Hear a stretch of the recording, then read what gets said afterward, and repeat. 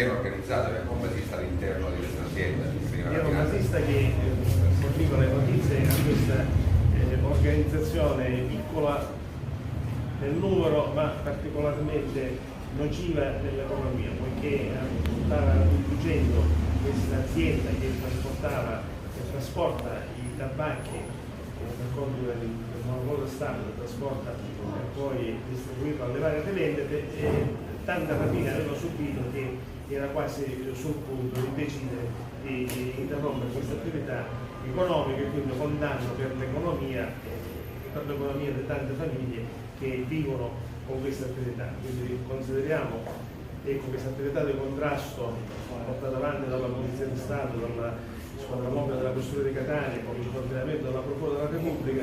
anche nell'ottica di un'attività che serve per l'economia, poiché queste rapine, queste attività delinquenziali ponevano a rischio la prosecuzione di un'attività economica che dà da mangiare